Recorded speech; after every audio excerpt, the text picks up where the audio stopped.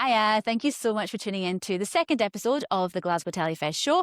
For this episode, I got to sit down with the amazing writer, actor, all-round good egg, Sanjeev Kohli. I could start listing off all of his credits, but it would just be like everything that has been made in Scotland for 20 years. You know who he is. He's absolutely brilliant and has also just been a great supporter of and friend to Glasgow Telefest since day one. And we were joined by one of my all-time favourite authors, Denise Mina, who's known, of course, for the Garnet Hill series, Alex Morrow series, and just generally the best crime writing that's come out of Scotland since forever. I don't know.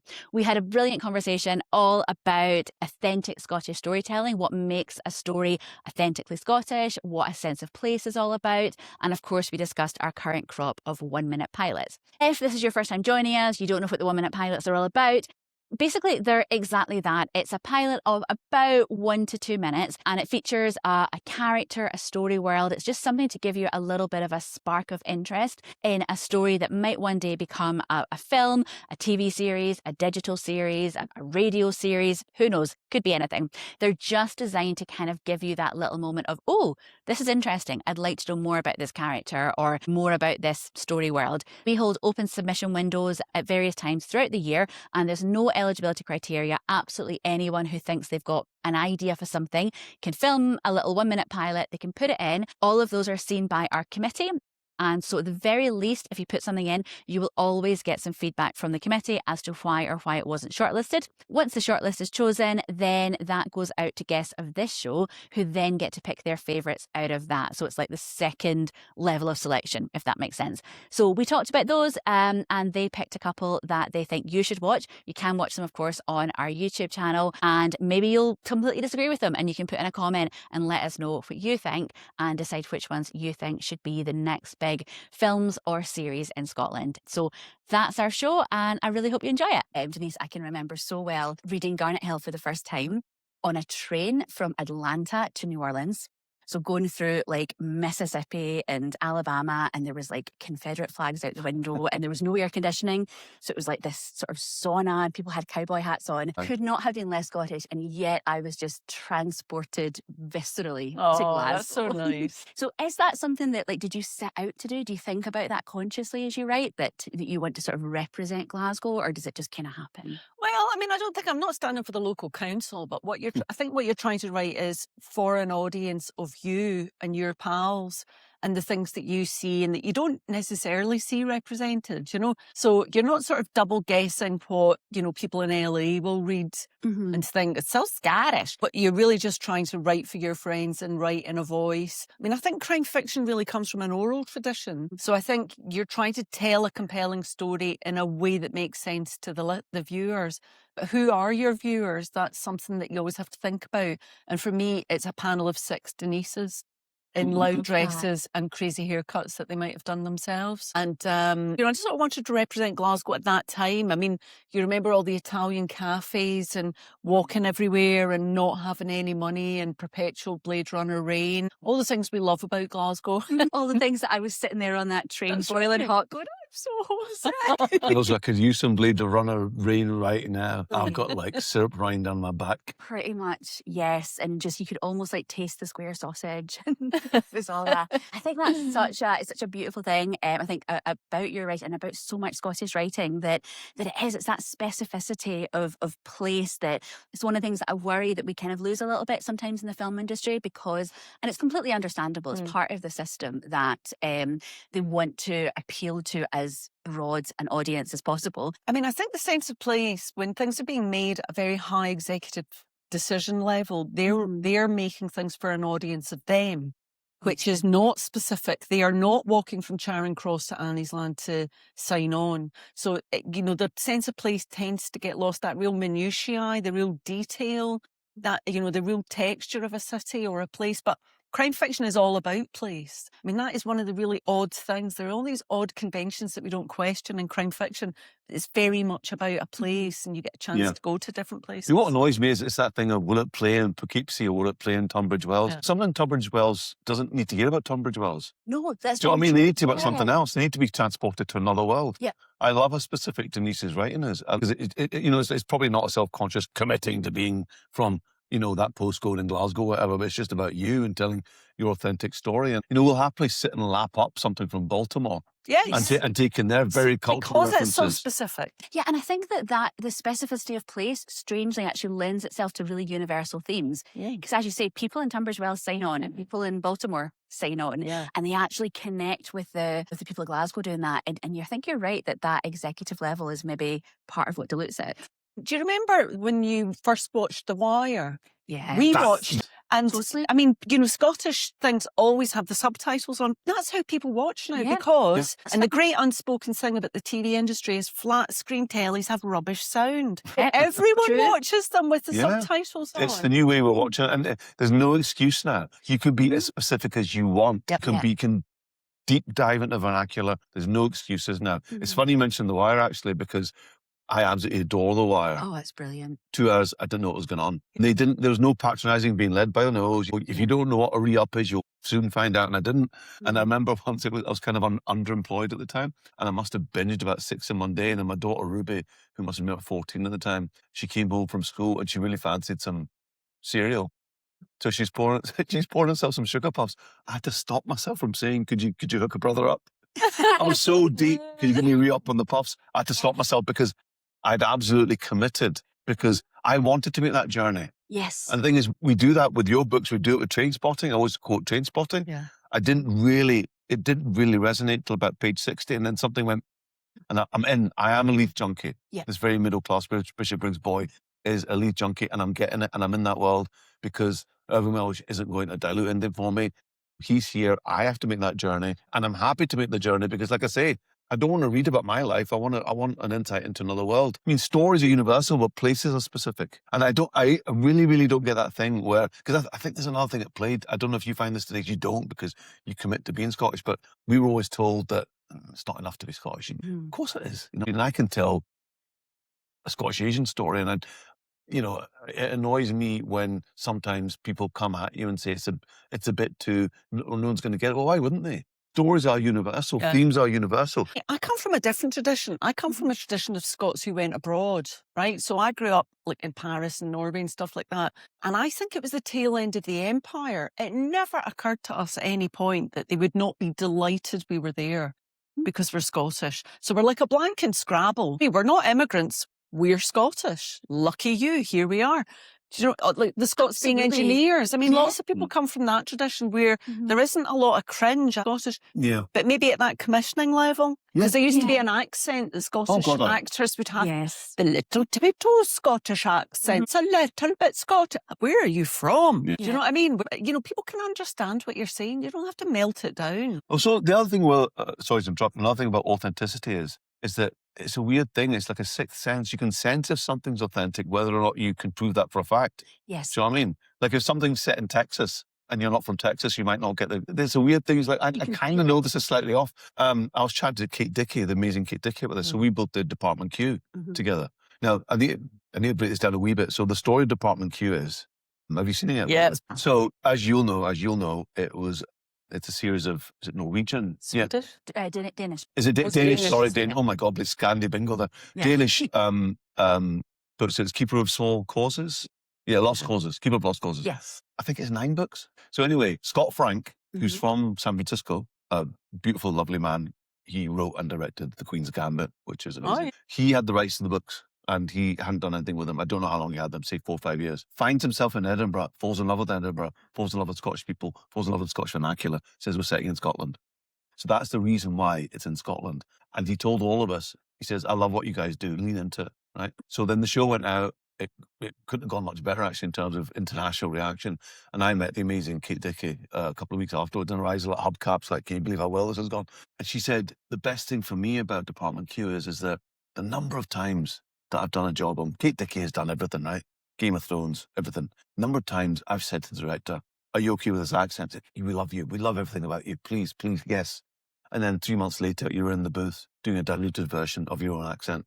Said this was never going to happen on Department Q. And it took a guy from San Francisco to fall in love with what we do here and realize that we're actually really funny and really, we are storytellers. We are. I have to say, with The Wire, Idris Elba What's his name? Dominic West. Dominic yes. West. Yeah. Apparently, if you're from Baltimore, they sound nuts. They Is that don't. right? Yeah. Apparently, the accents are sliding about all over the place. So when we talk about authenticity, do you know what I mean? I think with, you with have to Hugh Laurie in qualify it. house as well, maybe, that they say that his accent isn't really Is from that anywhere. I right? think so. I'm not sure. And we're blown away. You know what I mean? If it's an accent that you know and that you grew up with. But again, I often think, and it really applies like beautifully to Department Q as well, that it's about that emotional authenticity. You know, the actual, like it's something I talk about quite a lot. Like when it comes to medical dramas, I spent a while volunteering at Queen Elizabeth's, and I love chatting with the medics about all the medical dramas that I love, and they're always like, but That would never happen. No, exactly. Yeah. Doctors don't take blood and they don't do Yeah. this. And I'm always like, see if you watch, whether it's an ER or Grey's Anatomy or whatever it is, and at the end of it, you feel the exhaustion and the overwhelm and that pressure and that unrelentingness of you clear 5 patients and 5 ambulances arrive or 10 ambulances arrive. Then I think it's done its job. Then it's emotionally authentic. A doctor is doing a nurse's job just to get the scene to happen. And I think that's probably what was kind of so beautiful about Department Q. I think it was really emotionally, authentically Scottish in a way that even though it was an American writer, I think that passion for Scotland really came through so beautifully. Also, I think, and maybe I don't know if you would feel the same way, so I lived in Sweden for about 7 years. And I was amazed at how at home, I always say Stockholm is just Glasgow with attractive people. We've got so much Tall more in common. people. And tall people. Tall and By the way, I was beautiful. sent to mix up the gene pool. I'm 6'2". There you are. Yeah. So you're practically a Stockholmer. But there is, I think, there's these connections between, I think, Scottish and Scandinavian that is really quite authentic as well, that we sort of, you don't realise until, even things like Gallows humour? Is it quite... I think gallows humour, and I think that sort of like reserve and yet warmth underneath. There's a circle. I lived in Norway. There's a circle of humour, and it goes Denmark, laugh with an open mouth. Sweden, laugh, but keep your teeth covered. I think it's because it's so cold. Yeah. Get to Norway, and they just go, that's a Norwegian killing themselves laughing because this is so cold there. Do you know what I mean? But I mean, even like in Scotland, you can do like West Coast, East Coast, the coast. Do you know what I mean? It's like there's lots of texture there. We shouldn't talk about Scottishness as if it's a monolith because that's just a lie. Do you know what I mean? I think when we talk about Scottishness, we're often talking about Glaswegians. And that's not fair. Do you know what I mean? Because people from Thurso are very different. People from Shetland are very different. I mean, there's loads and loads of texture there, you know? Well, absolutely. And I think that's a big part of, because I often think, again, having grown up abroad, I got to a point that I would almost resent the sort of dominance of Highland culture or what they understood as Highland culture. I will never forget we'd been there maybe about 6 months. I was about 10. I was so homesick.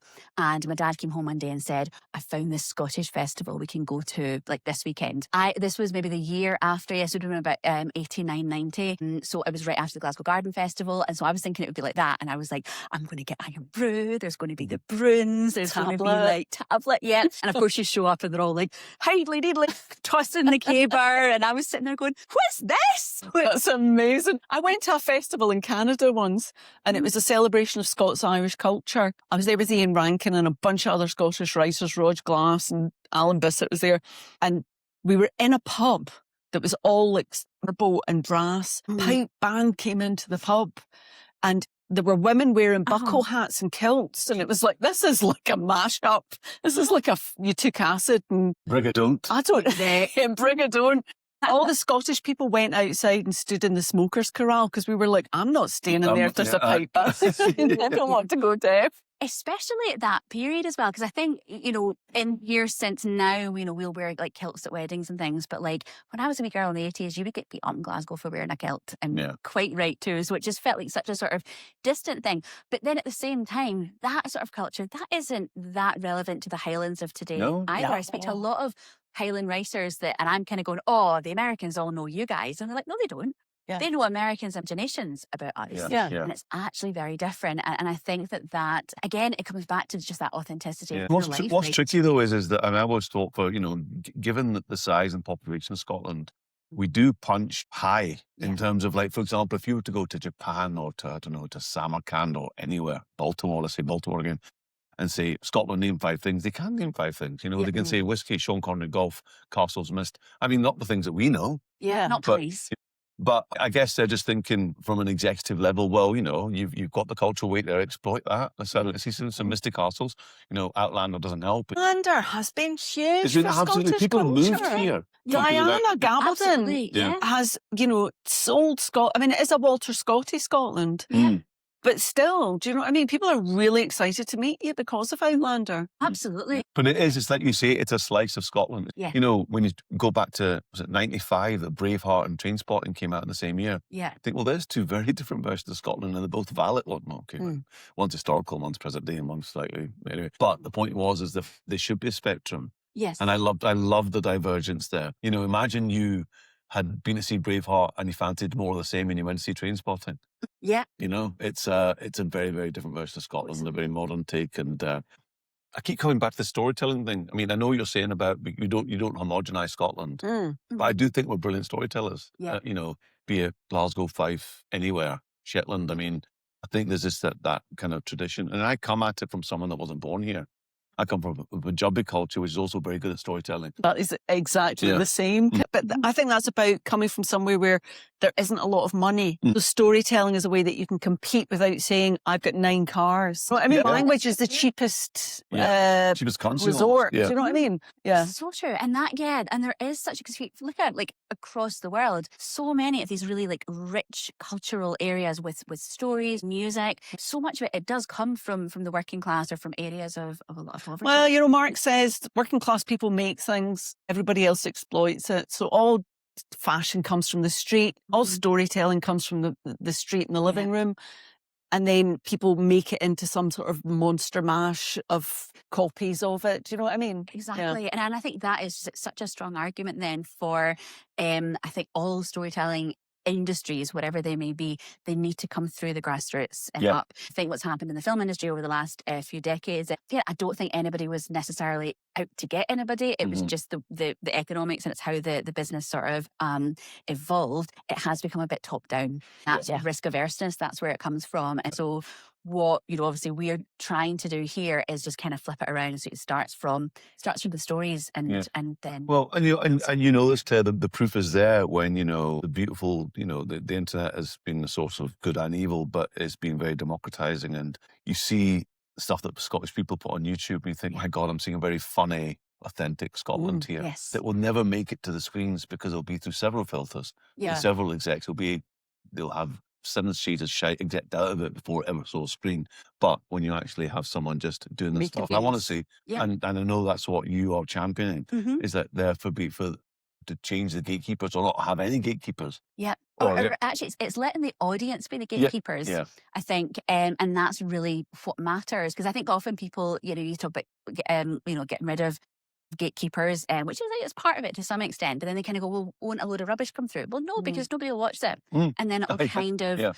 It becomes sort of self-selecting that way, that it becomes the projects and the stories that people get excited about. Okay, so let's give them more. They ask for more and you give them more and you kind of you build it up. I mean, I think what you're doing is so important because this is something you see in all the arts at the moment, is with the collapse of funding and people having to fund their way through university and through drama school and through film school. A lot of people wouldn't even broach that because they can't afford it. They can't afford it, which what that means is every film is about, where... dude, where's my Range Rover? I mean, everything's about middle class concerns, and people get filtered out before they even get to the gatekeepers. They're not even getting to gatekeepers. But the democratization of film forms and these trailers that we were watching, I mean, it's just the technology has made it possible for people to actually make things. I mean, I remember when I was young, in the mid-80s, trying to think, how could you possibly make a film? Could you do it on video, which was looking through a tea towel, to be honest with you, because film quality was so bad. iPhones are incredible. I mean, just if you're nerdy enough to work out how to use an iPhone to make a good film, but you do need access to people who can script edit, tell you this is garbage, or do you know what I mean? Yeah. Absolutely. But then also, I think that the access to that, it kind of comes once you have a story that's got a little bit of a spark behind it. Because the irony of all of this, even though of course it's using all of the up to the minute technology, as you know, I'm a huge old Hollywood geek, and that's how Hollywood was built. Yeah. It was an absolute anarchy. It was chaos. It was, you know, for the first good 10 years, people would just be running about in a literal Wild West. You know, it was cowboys on one street and then a film studio would come in. There's actually memoirs where they talk about in the early writers' rooms, the smell of cow shite, because they'd literally move the cows out and the writers came in. And it was just this like explosion of creativity, and it was all people from vaudeville. So again, it was all very working class people. It was immigrants. People think of Hollywood as American, and it kind of became a little bit more quite literally whitewashed in the 30s when the code came in. But until then, it was really, I think, the greatest of what the new world was all about. And it was people who had stories to tell, and all of a sudden there was this technology where they could get it to mass audiences, and they actually used to come up with kind of what we would call a trailer or a sizzle reel. You know, they would just improvise a few minutes with grabbing a cowboy off the street and going, right, your girlfriend's just been kidnapped by that guy. Go, what are you going to do? And they would just kind of come up with something. And as soon as they had a sort of a reel, which was about 10 minutes, they would literally go and show it to audiences, and they would be like sheets strung across roads in Glendale Boulevard. And they would sit and watch as people, you know, gasped or laughed or got bored and walked away. That's where the term cut to the chase comes from. Because they would see people, we should have cut straight to the chase because they're getting bored and they're walking away. And that's basically how, because they didn't have the 3-act structure. They didn't have the language of cinematography. They would kind of go, we need to see the actor's eyes right now. So let's get closer. Oh, let's call that a close-up. Excellent. And so it evolved through storytelling rather than here are the rules. Now you've got to tell a story within that. And the thing that you have to remember about that is there's a lot of dross produced at that time. Totally. People Nonsense. working through having permission to make mistakes, having permission to be dreary, having permission to learn.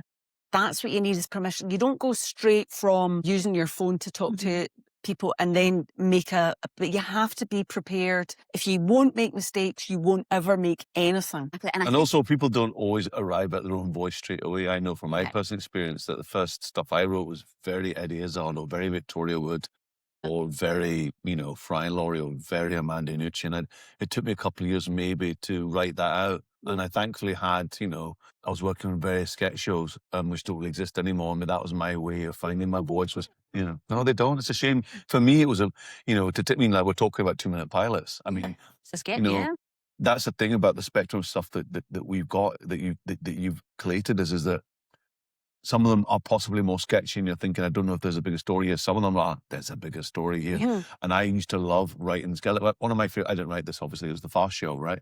Do you remember Ted and Ralph? Yes. Yeah. And it was that thing of, what are you doing, Ted? Oh, I'm just training the road for you. And then my favorite one is it's so beautifully shot as well. It's done in one shot. And Ralph, which one is it? Ralph is Paul Whitehouse, isn't he? Anybody No, Ted is Paul Whitehouse. So Ted's at the front, he's just mending a fence. And you just see Ralph just walking in his tweeds, kind of just patting himself down really kind of awkwardly and self-consciously. And he walks all the way to the fence and he goes, and he thinks better of it. And he walks all the way back. And you think, wordless, and yet you know the story there. You know it's unrequited romance and unspoken love. That's what I loved about sketch. I mean, I would write stupid one-off sketches that were very ephemeral, but I also loved writing. I wrote a sketch. Did it even get made? But no, it did. I think it was on the Tune the Fat Radio series, and it was about a driving instructor and his and his client, and he clearly loved her because there's a whole bit where they were doing a hill start. And he said, right, so this is what's going to happen. He says, take the brake off, leave him, take the brake off, leave it. And then he comes out and they're like that. And now we'll do a reverse round the corner. and then by the third one, you find out that she passed her test 3 months ago. Oh. And she was still coming back. So yeah, you know, like, there's obviously, I talk about the skin on the custard. It's like, and I used to love sketch for that. That's lovely. But also as well, just that thing of like telling a story in 2 minutes. You know, like, you know, we all have that exposition thing, you know, like I was so guilty of it for so long, like, you know, show it, don't tell it. And sketch writing, you don't have the luxury, you cannot fanny about, so you've got to cut the chase. So it's a shame that sketch has kind of disappeared. I mean, I know people put sketches on YouTube. I've seen some very funny sketches on YouTube, but you know, in my day, you know, I used to write for Tune the Fat, goodness gracious me, Weekending, and his own manner of sketch shows, and I could express my Asianness, my Scottishness, I could tell different stories in sketch, and some of them went on to, you know, become bigger things. So Yeah, I miss it. Yeah. Yes. Yeah, it's a shame. It's a good tryout space. I tried to write sketches, but they always ended up a little bit sinister. Nothing wrong with Oh, they ended up really like murders and stuff like that. And a lot of them were about the Reformation as well. I never ever got anything from it. I would sit happy much a that. Reformation No, but sketch you and show. I would, but I don't think Morbid. there's a broad audience for the details of the Reformation. Well, there's one way to find out. Put it in as a 1-minute pilot next time. That's what I should And do. we'll see, because that is exactly the kind of idea. It's almost sort of like replicating a little bit of that old Yes. sketch, because you do have to, because, you know, some of these are rough around the edges, and some of the next ones will be as well. But that is how you develop as an artist. And I feel as though in the industry at the moment, there's just so much, if you don't have the perfect draft, it just gets turned down and then it's dead in the water. And you never even know why a lot of the times. Just being able to, well, here's a wee idea. Is it a series? Is it a film? Is it just a sketch? There's only one way to find out, and that's kind of the idea. And I think it's also the other reason that I really wanted it to be perform sketches. So you did at least have to track down an actor and work with them, because character, I mean, obviously a character in a novel is a totally different thing, because that can exist on the page, but a character on a page of a script is completely different once an incredible actor picks them up. And that is a part of, because funny enough, I remember someone saying to me when I sort of pitched the idea, they said, actors are always going to make things better because that's our job. And I was like, yeah, but that is the job, and that's all the audience will ever see. So if an actor can make something out of a character, I know, but also as well, collaboration. Yes. I mean, my God, it's like all the best jobs I've done have been where the directors have given the actor a bit of space. Or the writer's there and can make changes when they see the dynamics. Oh, actually, do you know what? Maybe this works, maybe that works. And it's always that thing of the third thing is better than the two things, that, you know, it's like a bit, when you properly collaborate, you make something that's better than all of you. No, the writer's always right. True. You're both wrong. The writer performer, the writer's half right. Yeah, it's a writer, performer, director. It's a third right. I think that's exactly, but that's one of the things that you find out as well, because I do think there are definitely, you know, some writers that are like, this is the words, say the words, how I said, and that is great if that's what suits Is it you. great? I don't think that is great. I don't think There's, I mean, there's some incredibly, I'm trying to think of auteurs that's just what works for them. It wouldn't be for everyone. I mean, I'm like, here's the script as an idea, make it better, knock yourself out, and then I'll take credit. So I think a lot of it is, it's about finding, and you can only find that out by doing stuff. I would love to do something that's semi-improvised. I'm very happy as a writer. Say, if you can make it better, if you can make it more authentic, by all means. You know that way when you're watching something and you clang, no one speaks like that. Really, someone should have addressed that. Like, how did that make it past the cut? How did that make it even onto the floor? If you'd have had a process before that where there'd been a little bit of mucking about and trying things, then that would never have made the final cut. And also sometimes words just don't sit right in someone's mouth. Yeah. You have to leave space for that, because sometimes it looks normal and you can say it as a writer, and then when an actor gets up to say it, it just doesn't fit in their mouth. I mean, weirdly, that's kind of how I got into acting, right? So I started as a radio presenter, that then got into sketch writing, and then I would write with Donnie Material as my writing partner, and we would perform the sketches to see if they worked. Yeah. So then we were actually lifting it ourselves. I mean, I wasn't an actor at the time, and that was how I kind of learned on the hoof, because for that very reason, like, well, that word doesn't work. Yeah. We can do better. That's where that came from. It was almost like collaborating with myself as a writer, and I didn't know as a performer, but actually that was really where that started. So you're absolutely right about that. Yeah. And I think that goes through, because I think there's a lot of people that would have never thought they could direct until one day they were sort of on set and the actor asked a question. You kind of went, oh, actually, I do have an answer to that. And so is the whole idea kind of behind this, is just to give people that space on a really just not low effort exactly, but I guess low barrier sort of way. I mean, you can do a 1-minute pilot in a couple of hours. And you can play around, and you can come up with different ways, and then you put it in, and you just kind of see what happens. And so speaking of which, you guys got to watch our current shortlist of 10 pilots. So that came from, they all come from an open submission. So anybody, no matter whether they're really experienced in the industry or it's their first time trying something out, can put something in. It's all anonymized, so nobody knows. I know who the writers are, but nobody who's watching them gets to go, oh, that was the writer of such and such, it'll be really good, or I've never heard of this person. They're judging it just based on the story itself. So the full submissions go through our committee, and then they pick the shortlist, and then you guys get to see the shortlist. So I guess first, just kind of like generally, did you have any, I don't know, like observations, like watching the 10 together in terms of I don't know, the types of Scottish stories that they represented? Did you feel there was anything that was different compared to what you've seen on screen lately? Or did anything kind of surprise you? I mean, I think, so for example, there was medical drama, which I really liked, actually. But we have seen medical dramas, but we're not. I know there was Cardiac Arrest back in, 94. I was an extra on it. Were you? Yeah. It's a great show. I shook hands with Helen Baxendale, who was in it. Helen Baxendale. Yes, Cardiac Arrest. Before she was in Cold Feet and Friends, which are weirdly versions of each other. Anyway, and it was really good, Cardiac Arrest. In fact, was that, am I right in saying that was Ched Mercurio? Have I got that wrong? It was, wasn't it? Yeah. In fact, but he wrote it under a pseudonym because he was still a practicing doctor at the time. Yes. So it's John... I love it. I love when your pseudonym is way duller than your actual name. Yeah. Bill Wilding. So that was really good. But but it was nice actually just to see, a medical drama clearly set in Scotland with Scottish voices. I thought the performances were beautiful. I thought the writing was really good. I wanted to see more. I really liked the first one because it was about chemically induced zombies. No, medically induced zombies. Yes. I'm thinking, right, we're getting into science fiction now, possibly. I like that. Where have we seen Scottish sci-fi represented? That's nice, but it's also done in that. See, I'm a big fan of M. Night Shyamalan. It's like, if you're a superhero, how does that play out in everyday life? If you're unbreakable, how does that play out in everyday life? If you get hit by a car, you will get up and walk away. And I love that because, Karen is a brilliant performer. Karen Barker is a brilliant performer. And I know the way it was done voiceover and kind of visual, her voiceover, it had so much in it. Also, just I loved how minimal it was. It talks about medically induced comas, and then it talks about, of course, after killing it, it'd be rude not to. It was just a really nice reveal. I wanted to hear more of that. So there's a range, you've got medical dramas, science fiction. I actually liked the Outlander, a kind of spoof thing. I thought the performances were very funny. I mean, whether or not it is a full thing. I mean, I loved how, self-referential it was. I said, it's a thing that my mum watched. So I'm glad someone said it because clearly that's what you're referencing. And they did, which is funny. But I do wonder whether it have much of a like. But I did really like it. But my point is, there was a nice range of stuff. I thought the performances were really good. Yeah. Dawn Steele's one, I want to see more. I mean, it's just clearly there's a story there. Trying to think what else. That's all of them now. Which is great. Yeah, no, there was. What about Triggered?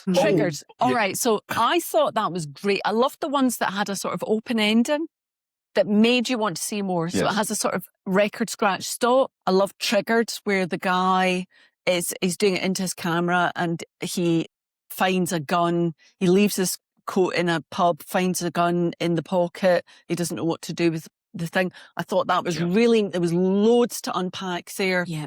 And it led, like you're saying about the Outlander one, but I do think a wee guy with a fade in Outlander would be brilliant. I mean, it's like, do you know what I mean? For a really knowing audience. And it was laugh out loud funny when she was saying, you look something that concussed? Yes. I was really, I thought that was really funny. Yeah, I thought it was great. But is Dawn Steele the Ask Me Anything one? Yes, so she's the manager? Yes. Manager. So she's doing a bit to cat. Now, I love this setup where you have minimal expense in setting up, but it is like a sort of a representation of how we live now. So, when you see these dramas and people are watching television and they're all just sitting there looking at television, no, who does that? Nobody does that. True. So she's actually doing an AMA and things start to unfold from that. I thought that was great. I really loved that. I really liked the medical induced zombies one. I thought that had loads of potential. There was loads of places to go in it. The one that was like a sketch and it was the wee guys playing football. Yeah. There's something about the voices in that. I really loved that. And the women's look to camera. I just thought, I couldn't see where it would go.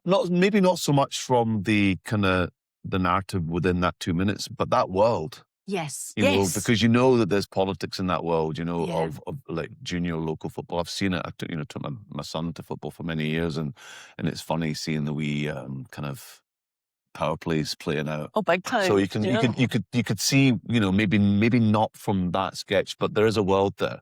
There's an authentic world. And a knowable world. You know what I mean? It's it's it feels like, you've never really seen representations of that whole... I mean, it's referenced in some things like Motherland, the spin-off of Motherland. Yeah. There was a wee bit of that in it. But, just like these unexplored spaces. But I loved the voices in that because I felt they weren't putting on accents. No, it felt very, Even those looks, I think, are even a very Glasgow thing in themselves. It should be called tabard. That was my only reservation, was the whole series should be called tabard. Mm-hmm. And I mean, you could spin out and actually sell tabards, and you could have tabard world. Yes. Anyway, men don't like it if you call them tabards. What do they want to call it? Bibs? But it's a tabard. I'm sorry, it's a tabard. That's tabard's filthy, man. If you're stuck, tabard. Who's watching the tabards? Tabard. Yes, episode 2. What's that? Yeah, You know what I mean? Yeah. I think it's interesting you both pitch it. I feel as though the most effective 1 minute pilots, there's such a combination between the ones triggered that I think is just incredible at how much story. A great setup. Yeah. And just even all the twists and turns, right there, you can picture, I can see a whole feature right there, or a 6-part drama or something. And then there's the ones like the football one where there isn't so much story suggested, but it's such a clear world. You're like, I don't know what the story is, but I totally trust I the would story like to see more of that world. Exactly. And so either way, you can grab people with plot, or you can grab them with story, character, and world, and either way. Also, as well as we know, when you write something down and you know what you want it to be tonally, and then the director's done something completely different, because they've owned that tone, said that's how it is tonally, and that's what we want, and that's what they've done. Yeah. So, Which is, again, a great thing you can do when you are doing a 1 minute pilot and the writer is either shooting it themselves or, is on a Zoom with the actor going, if you could just kind of do it like this. Because I think TV traditionally was always a much more writer's medium. Obviously, features tends to be a director's medium. But TV, particularly in the States, it's all about that, that kind of the Alan Balls and the Shonda Rhimes, who are incredible showrunners. Which we've never really fully, I think, embraced here. Yeah, it's I think we should, because that writer's vision and getting involved in the casting and the direction and so on, I think is a great big part of what makes those shows like The Wire. In fact, David Simon. That is just it's. I've just started watching. For me, do you know what I mean? I mean, it can work and it can work and then sometimes it can not work so well. And also another thing I have to say on a humane basis is these people have no lives, because they're massive, really profitable properties. And their whole life is taken up by that, and they're in control of everyone around them. I mean, I don't know how. Yeah, I would be sad if that came over here. I think it's best over here. Even writers' room, and I think there's something lovely about small worlds that people write, and then they collaborate. I just think if you have too much control, you can kind of strangle things about. But then, this will sound a bit weird, but coming back to the Fast Show. If I watched a sketch show I didn't like, it's because I had 20 million writers and they didn't have an identity. Fast Show did have lots of writers, but it went through the prism of Whitehouse and Hickson. So, it had to go through that. Yeah. I think maybe that's what you need. Is I don't know how Vince Gilligan works. I started watching Pluribus. His stuff always has an identity. And I think, is it because he just controls everything? So, I mean, I know what you mean, particularly in terms of quality of life. But there is, I think, a real strength in that vision, like the Vince Gilligans. And because we're not just talking about quality of life, we're also talking about gender, because you can't do that if you've got children or you've got parents that need looked after. Very true. You can't. So it's all guys. These are all guys. Yeah. You can't do that. Shonda Rhimes is exceptional, but I mean, she is a standout person of colour in that world. It's all white guys. Why is it all white guys? Because for the reasons you're saying, young wives, well, set up for them to. But that's it narrows the storytelling. That's what I'm saying. I mean, one of the lovely things about these things is that they represent lots of different worlds, and they represent worlds that you don't see. So when we talk about worlds that you don't see, you have to say, is this job doable for anybody with a life who comes from a background that isn't exactly the same as the executives? Does this world come from a work? I mean, do you remember when Les Moonves was in charge and he was commissioning everything, and every show had 6 people who looked like models? I couldn't tell them apart, and they were all white or very slightly tanned. And it was like, I mean, this, things become monocultural if it's not really a job. Well, you mentioned Motherland, right? I mean, if I watched and loved Motherland, I think before I knew that it was like a fully female writing team. It wasn't, it just felt like something new and fresh and a perspective that, which I really enjoyed. So you're absolutely right. It's like, mirroring what the exec's life is. Exactly. But I think, again, it kind of comes back to that grassroots thing, and it's being driven by the story. So you start from there, and I think as well, because the industry is changing so much, and obviously digital is starting to become a thing, and digital is, again, it's going back to that sort of Wild West of Hollywood. It's yet to be decided how these shows function. And so I think that if we are driven by the stories that we're excited by, the audiences are excited by, then you kind of go, okay, then if we have a story that is written by a woman who has 3 kids, then the show is going to have to function in a way that supports that. And you kind of build it in that direction rather than saying, here is the job description and then let's sort of plug. Because you're going to plug a lot of middle class. It's just, white I mean, guys I don't know if you will remember this. There was a time in Scotland when you couldn't get anything comedy made if it wasn't about football. I mean, that went on for about 7 years. I mean, it was exhausting. I heard a story, unnamed exec, who said, well, it's the guy that operates remote control in the house. Really? I wasn't in the room, but Right, okay. yeah. I mean, Yeah. what the fuck? And that's Something else, not fucking true. But No, also just like, exactly. why would you? Who lets the man in the house have the control? Yeah, there was a very, I've never seen a control. there was a very male energy with Scottish comedy. My God. Sure, I exploited. No, but it was like, I was playing the ground card, son of an immigrant, not really a guy at all. I know it was sickening, really, because there was no female perspective. Yeah. It was bad. It was bad products is the point. I know. Do you know what I mean? I mean, ultimately, it's not just about who wins. It's about you're making stuff that's a little bit like the stuff that was funny 15 Look, there was an absolute... We were stuck in 1987 Totally for a long stuck time. in it. Yeah. Totally stuck in it. Yeah. Yeah. And I think and the brilliant thing is that now with things changing, even though, and I don't want to diminish how difficult it is, obviously a lot of people are struggling for work and so on in the industry, but I also think there's a scorched earthness which also brings a lot of opportunity. And that doesn't mean to say that it's not going to be difficult. It's always going to be. It's creativity. It is what it is.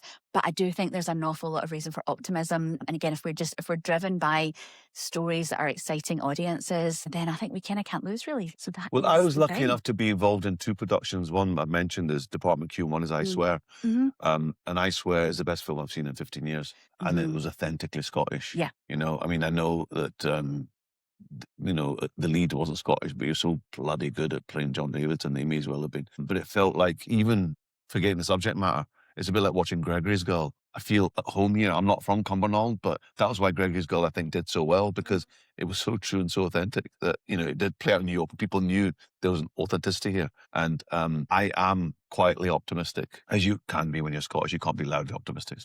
They'll kill you. It's the hope that kills you. But that we were seeing Scottish. I Swear has had extended cinematic runs. It's keeping some cinemas going. This is a low budget film. Trust me, I know. I saw the catering. But look, the damage it's done. It's going to win all the awards. Really hope that. And again, that it's Kurt Jones, English writer-director, who saw the value in the story and has done a beautiful job. Department Q has been commissioned for, I think, 2 more series at least. I'm hoping he'll do Slow Horses. Brilliant. And keep. There's 9 books there. I mean, the fodder's there. I'm hoping that people will see that and say, why not? Yeah. Yeah. I think Why the hell not? Because we can do it. But I would say about Scottishness, your authentic Scottishness is someone else's bullshit. Yeah, so don't be caught by that. Do you know what I mean? Don't feel that you're only playing for people in Cumbernauld. Oh, no. Do you know what I mean? Just tell your own truth. Thank you so much, both of you. This has been absolutely brilliant. And I never know how to end these things, but thanks a million. And maybe have you back on and we'll continue the conversation. Just kind of big you up for doing this. Because this is what the industry needs. You've properly enthused me. I've been a bit scunnered writing stuff. I was battering down the same doors. And for years, I was just doing acting jobs, and that's fine. Enjoy it. I enjoy seeing other people's words, but you've really enthused me. You've given me hope. So fingers crossed.